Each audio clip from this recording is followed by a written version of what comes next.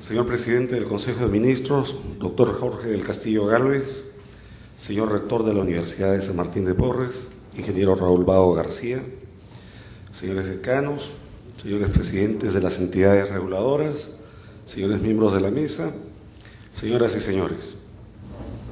Para la Cátedra Perú es muy grato darles a cada uno de ustedes la más cordial bienvenida a esta 18ª sesión, en la cual abordaremos el tema crucial de regulación, inversión y desarrollo en los servicios públicos. En tanto foro de reflexión permanente sobre los grandes asuntos de la realidad nacional, desde su fundación hace menos de 2 años, esta cátedra ha venido contribuyendo con el país a través de la organización de diferentes debates, mesas redondas y clases magistrales de académicos, tanto peruanos como extranjeros, así como políticos, empresarios, intelectuales y científicos, que desde una perspectiva multidisciplinaria han planteado sus visiones y aportes de solución para los diversos problemas que afectan el desarrollo material y la construcción de la democracia en el Perú. Todas estas presentaciones se han llevado a cabo en auditorios de nuestra universidad, en Lima y en la sede de Chiclayo, con la concurrencia, como hoy, de numeroso público. Pero además, en un esfuerzo singular de difusión, venimos publicando especiales periodísticos en ediciones de promedio bimensual que implican tirajes de 200.000 ejemplares con una lectoría a nivel nacional de 1 millón de personas que acceden a conocer todo cuanto se debate con el auspicio de Cátedra Perú.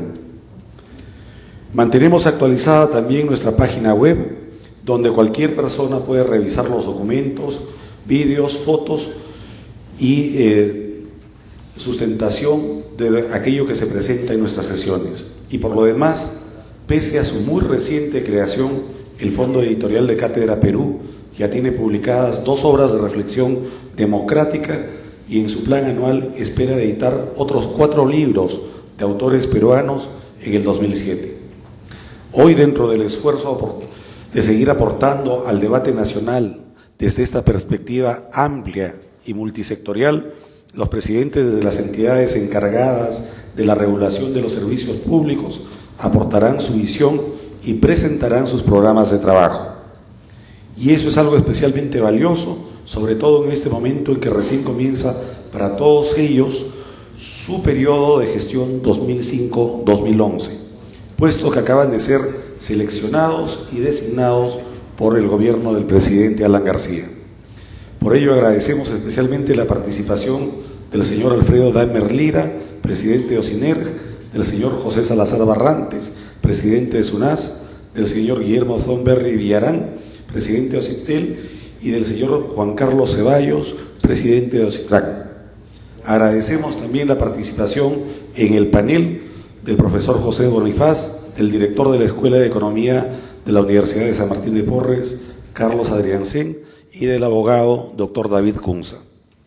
A usted, señor presidente del Consejo de Ministros, nuestra gratitud porque esta sesión se enaltece con su presencia y con la reiterada demostración de que el mundo universitario, manteniendo su esencia de investigación e independencia académica, puede y debe trabajar siempre abocado a construir en la búsqueda de soluciones a los retos nacionales, del mismo modo que lo hacen ustedes como autoridades del gobierno.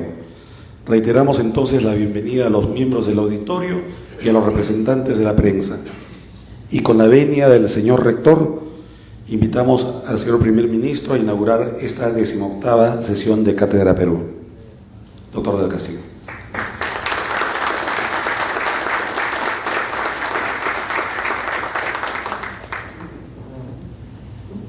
Muy buenos días, señor rector, señor directivo de los organismos reguladores, distinguidos señores y señoras.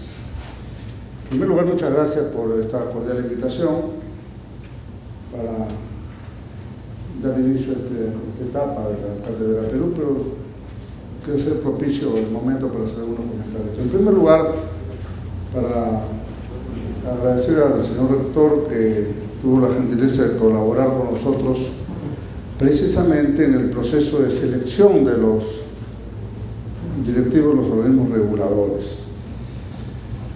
Y fue un procedimiento sin duda especial, distinto, porque no estando previsto en la normatividad, nosotros creímos conveniente que la selección de los directivos de los organismos reguladores, que son pieza fundamental en el proceso económico, provengan más bien de la consecuencia de un concurso público, abierto, transparente, y que se hizo digamos, de manera intachable, con los resultados que hoy se conocen.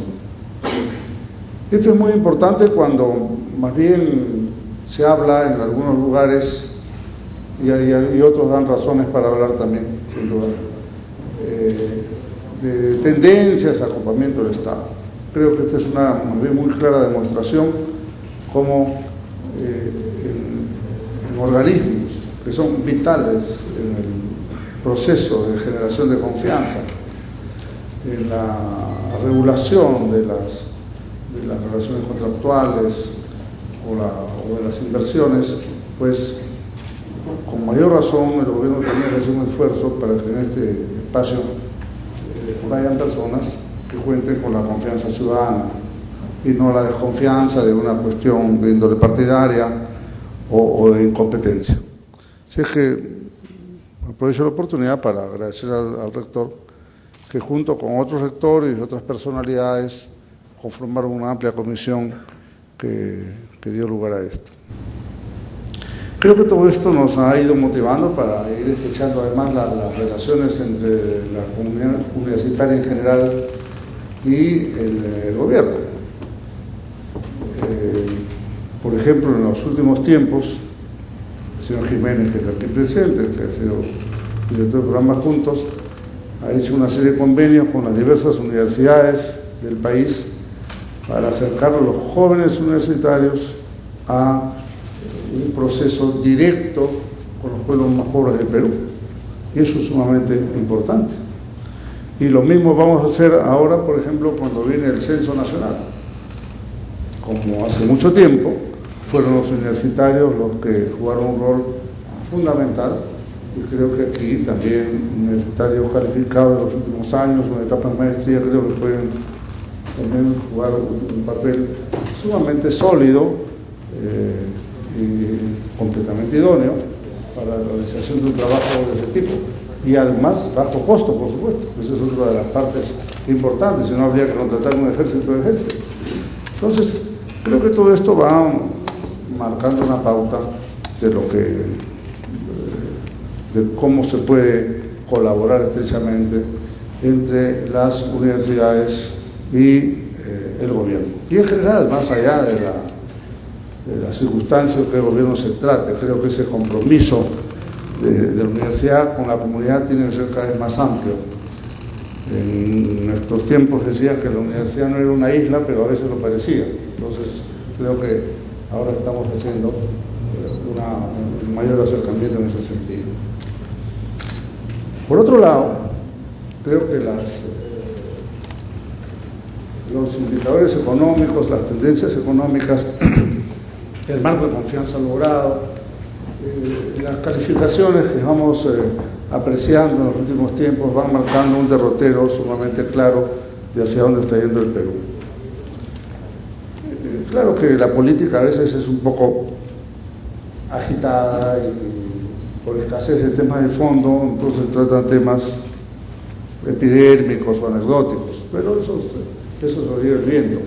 Lo importante es que el país va enrumbado a un claro objetivo de desarrollo económico. Pero el desarrollo económico, del cual yo no les voy a decir nada porque ustedes saben más que yo, pero sí tiene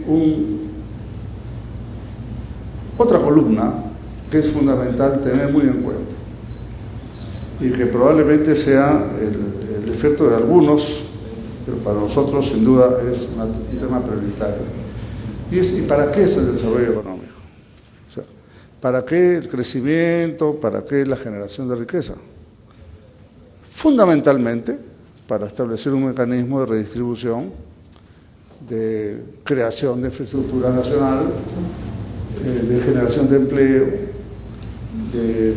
inclusive los propios programas sociales que son importantes, por lo menos en estos tiempos, para poder equilibrar las grandes brechas sociales.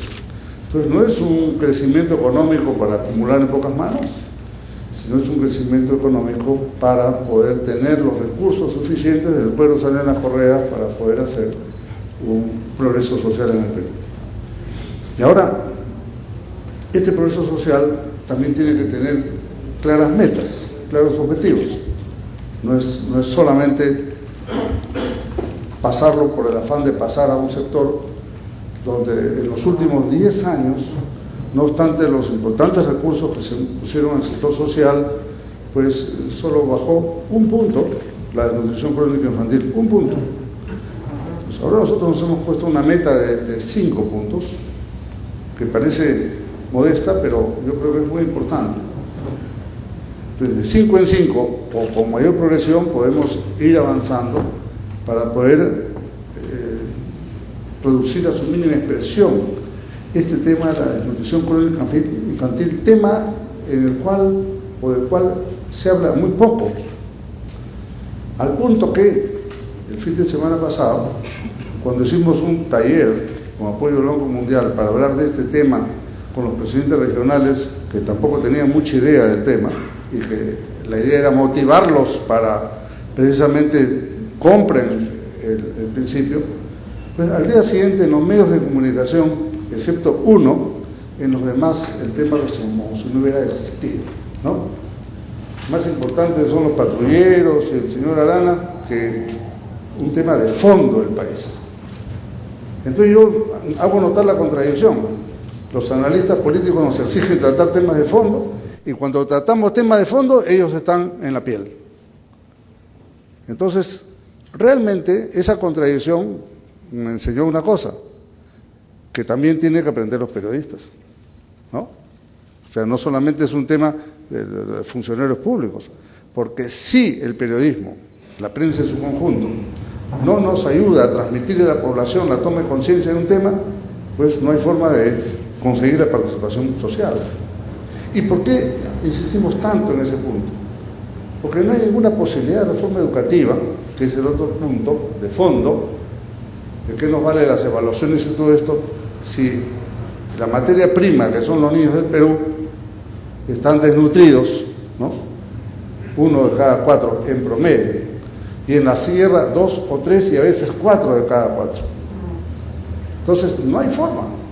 Usted puede capacitar a los profesores, estupendo, mandarlos a donde sea, pero si el niño, que es el que tiene que captar, no está preparado, no tiene las neuronas para captar, porque no ha sido alimentado en su primera fase de vida, por eso el programa de nutrición, que no es lo mismo que alimentar, son dos conceptos distintos. Entonces, ahí tenemos un tema que sin duda sería sumamente grave no atenderlo en esta etapa a todo lo largo de nuestro gobierno. Disculpen ustedes que haya hecho esta digresión, pero me parece importante, cada vez que tengamos la oportunidad, comentarlo públicamente, en reuniones así. Porque si ustedes que están están empezando la cátedra, que es van a tratar muchos temas nacionales de enorme profundidad e importancia, pues creo que ese temita, que parece simple, que parece doméstico, que parece menor, pues no es menor, es el tema del Perú. O sea, porque finalmente todos nuestros problemas nacen de una deficiencia en la educación. Y la deficiencia en la educación nace porque hay un mal cimiento, que es la nutrición. Si ponemos un buen cimiento, la educación, estoy segurísimo que va a levantar. Y podemos realmente empezar un proceso de cambio de fondo del país, que no se va a notar en 5 años, sin duda. Esto es un tema de mucho más largo plazo. Y lo importante es que esto sea una política nacional que ya está mencionada en el acuerdo nacional, pero lo que nosotros queremos es que sea no solamente una mención, sino sea una práctica del conjunto, del Estado, de la sociedad civil, por tanto de las universidades, de toda la comunidad política y de los funcionarios en todos los niveles. Así es que, en fin, creo que ojalá estas palabras sirvan de motivación para que los temas que ustedes sin duda tratan, este tema no sea marginal, esté presente y sea un tema prioritario y de fondo, porque si todos nos ponemos de acuerdo en este asunto, los resultados van a ser óptimos. Yo les conversaba, y permítanme concluir con esto, a los empresarios mineros con los que hemos trabajado el tema del aporte minero. Yo les decía, fíjense, ¿qué más satisfacción para una empresa ubicada en determinada área del país que no solamente puedan medir su presencia en kilómetros de carretera o en construir una iglesia o una canchita de fútbol? Creo que lo ideal sería que ustedes puedan decir, en nuestra zona hemos vencido a la desnutrición y le hemos bajado de 50 o de 45, como suele estar en esas zonas, a la mínima expresión, y por tanto, al combatir la desnutrición, tenemos jóvenes de más talla, de más capacidad mental, de mejor rendimiento intelectual, de mejor rendimiento físico, y hemos logrado avanzar en muchos otros indicadores sociales. Menos mortalidad materna, por tanto menos mortalidad infantil, mayor nivel de inmunizaciones, los partos asistidos médicamente, etc. Esa es la razón de ser finalmente. Si nosotros logramos eso, yo estoy seguro que las expresiones de rechazo a la inversión en las zonas pobres del Perú también se van a reducir a su mínima expresión. Lo que la gente no acepta es ver pasar la riqueza y ellos no reciben nada, porque eso es lo que pasa en gran parte del Perú. Entonces, finalmente, creo que nos podremos poner sin duda sintonizados en estas ideas para entender que los grandes problemas económicos pasan por la solución de las cosas simples de la vida, como esa, ¿no? Y ojalá nos puedan acompañar y más adelante podamos decir, de esta universidad van saliendo algunos aportes. Hoy día está en el peruano el nombramiento de nuestro amigo el general Danilo Guevara como viceministro del Interior. Así que estoy seguro que con estos conceptos que estamos hablando podemos también incorporar nuevas personas en todo este proceso de fusión de programas sociales, de enorme compromiso social, que no es un tema reservado a unas personas, ¿no? O un tema menor, o un tema de mujeres, como algunos creen, ¿no? Sino es un tema del conjunto de toda la sociedad. Y con la sociedad, con las mujeres adelante, por supuesto, sin ninguna duda. Bueno, muchas gracias.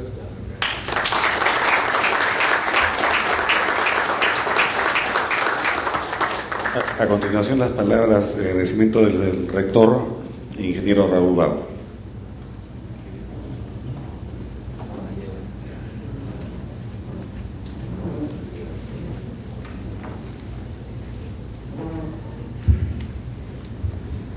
Señor doctor Jorge del Castillo Gálvez, presidente del Consejo de Ministros, señores presidentes de los organismos reguladores del país, distinguidos invitados, señoras y señores. Es grato recibirlos el día de hoy y darles la bienvenida para dar inicio a la 18ª sesión de Cátedra Perú, el foro de debate académico sobre los grandes temas nacionales que instituyó la Universidad de San Martín de Porres hace casi 2 años. El tema que nos convoca hoy sobre regulación, inversión y desarrollo en los servicios públicos resulta crucial para el país. La función de las entidades ligadas al ámbito de los servicios públicos es fundamental para la protección de los derechos ciudadanos. Las tareas del control sobre el precio, acceso y la calidad del agua y de la prestación de ese servicio vital es el gran rol de la SUNAS, así como en el caso de la energía y el impacto de las empresas mineras, OCINERMIN tiene un rol clave. Otro tanto es lo relacionado con OCIPTEL en lo que toca a la telefonía y comunicaciones, y con OCITRAN en lo concerniente al transporte. Pero como todos sabemos, estas entidades reguladoras no solo deben garantizar la calidad de los servicios públicos, sino que deben cumplir su función con mucha prudencia, rectitud y con ese equilibrio especial que supone entender los problemas de los regulados, sin olvidar que no pueden ceder ante los reclamos de los usuarios.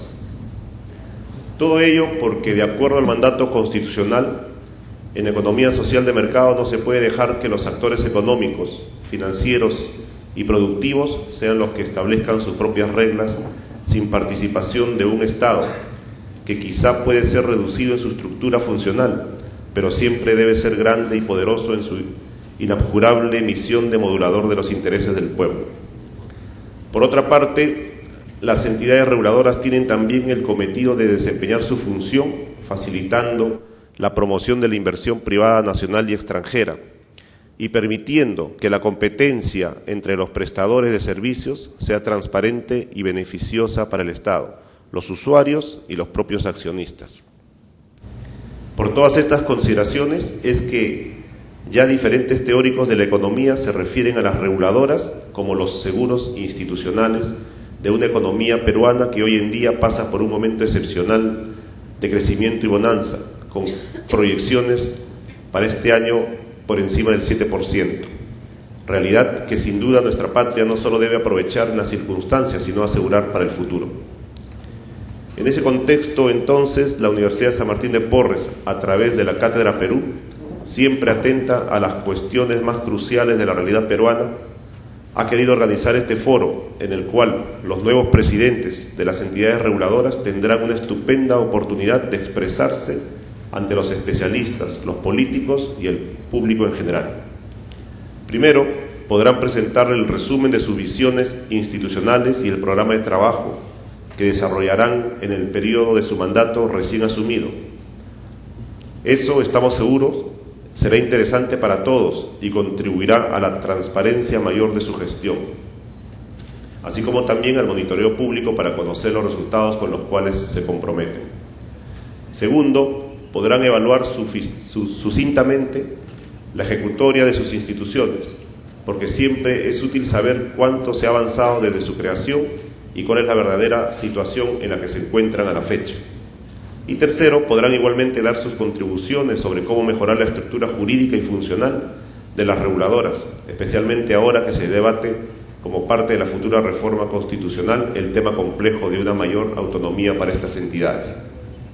Por lo demás, por supuesto, estando presentes tantos representantes de los regulados, será oportuno establecer los vínculos entre los nuevos equipos oficiales y este vasto universo empresarial. Desde nuestra función estrictamente académica y de profundo compromiso de proyección social, tenemos el mejor ánimo de contribuir por esta vía, entonces, con todos ustedes y con el país. Agradezco por lo mismo la presencia del doctor Jorge del Castillo Gálvez, quien inaugura esta 18ª sesión de Cátedra Perú en su calidad de primer ministro, y agradezco asimismo a cada uno de los presidentes de las entidades reguladoras, respecto de quienes debo decir que conozco bien en sus calidades personales y profesionales, debido a haber integrado la comisión evaluadora que permitió su reciente selección y designación. Ha igualmente extensiva la gratitud de la Universidad de San Martín de Porres y de la Cátedra Perú a todos ustedes por su presencia el día de hoy. Muchas gracias. Agradecemos por su contribución. Por favor, apagando los teléfonos celulares en respecto a los expositores. Para darle dinamismo a las presentaciones, hemos convenido con los presidentes de las entidades reguladoras que cada uno dispondrá de un máximo en esta presentación de 20 minutos a fin de permitir que hacia el final haya la intervención también de los panelistas y esperamos las preguntas de ustedes. Vamos a comenzar las presentaciones con Osinermin,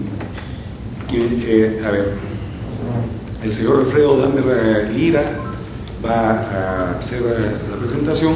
Él es graduado en la Universidad Nacional de Ingeniería, ingeniero industrial, máster en Ingeniería Química por la Universidad de Texas, con certificado en Economía en la Universidad de Bolonia, Italia.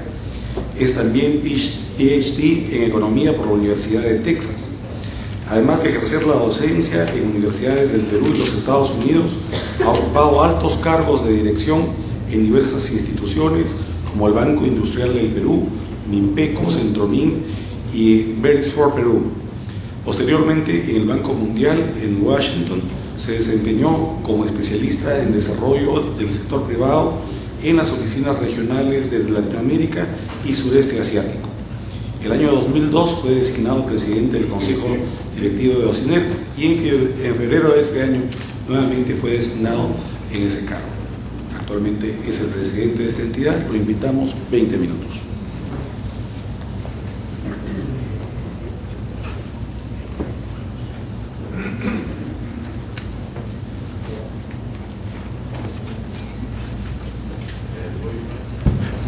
Muy buenos días.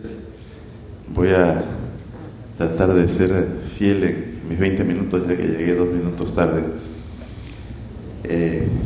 Ocinermin se encarga de varias funciones sobre 4 subsectores. Las funciones son supervisión de calidad, impacto medioambiental y seguridad,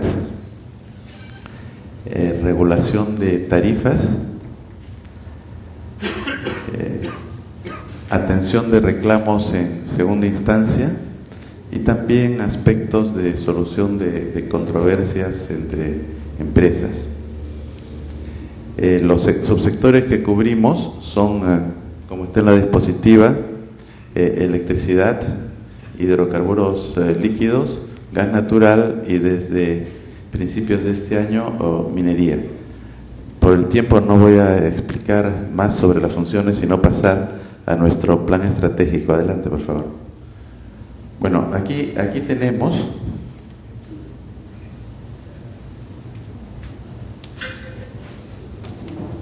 desde aquí no puedo ver la pantalla, o sea que voy a ir también sobre mi propia copia. El primer tema que hemos visto en nuestro plan estratégico es la mejora de la prestación de los servicios de energía. Aquí lo que tenemos en el sector eléctrico: mejorar la calidad comercial, mejorar la confiabilidad de la red eléctrica, es decir, el aspecto de interrupciones, y todo esto a través de una supervisión por procedimientos. En el sector de hidrocarburos líquidos es mejorar la calidad de los combustibles en cantidad, calidad y también en los cilindros de gas licuado de petróleo, reducir la informalidad, disminuir la contaminación ambiental, y en el caso del sector de gas natural es aumentar la confiabilidad y seguridad del transporte de productos. Ahí están los indicadores en general. Pasemos a aspectos específicos. Lo que hemos hecho en el sector eléctrico, y esto es importante que me detenga en este tema, es antes la supervisión se realizaba con la ley y los reglamentos generales sobre el sector eléctrico.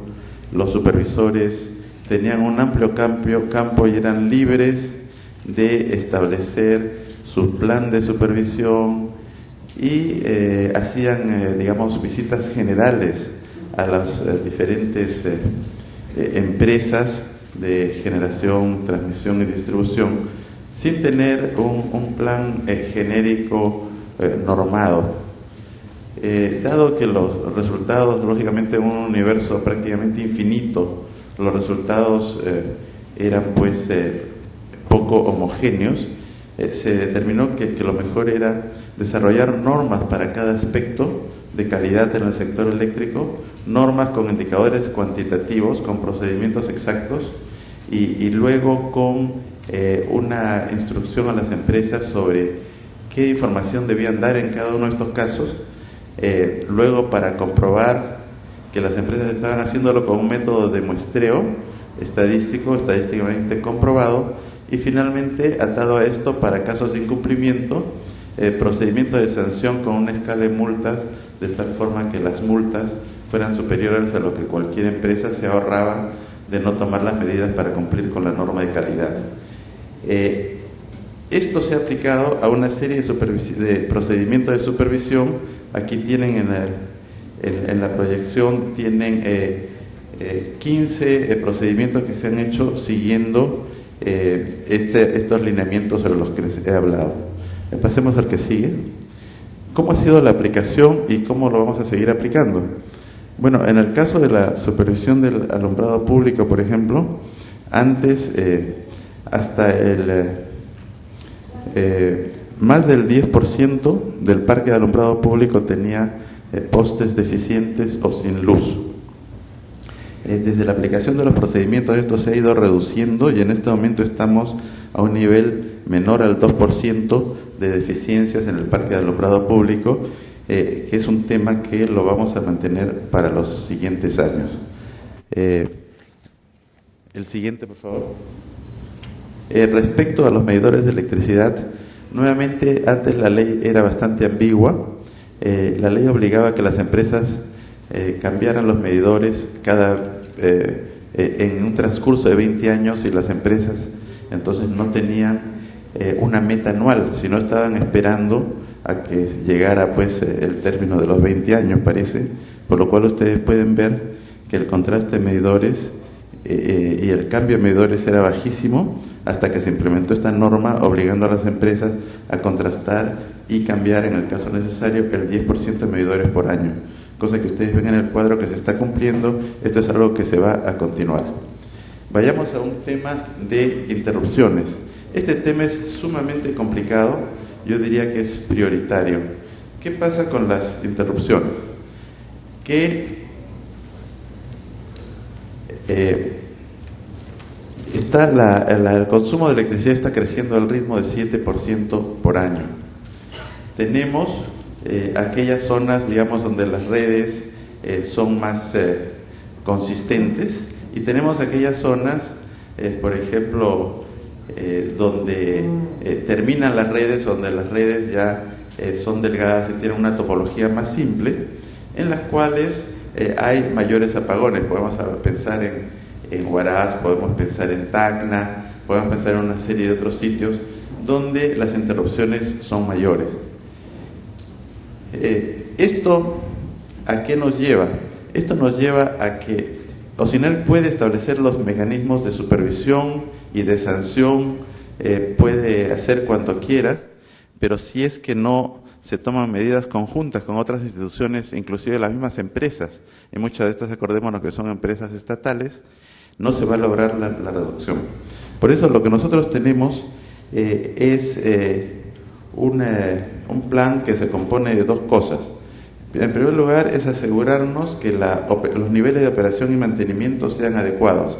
Esto nos permitirá, por ejemplo, en todas las zonas, pero por ejemplo en Lima, con planes adecuados de operación y mantenimiento,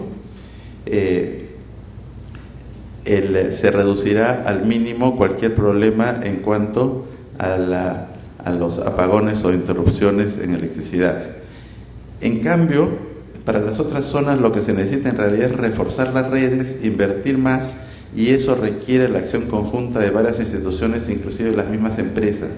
Es en eso que estamos coordinando con el Ministerio de Energía y Minas y con otras instituciones para que, por un lado, se haga un estudio prospectivo de cuáles son las necesidades de inversión, y por otro lado, para que las instituciones consigan los recursos y se consiga la aprobación para hacer las inversiones necesarias.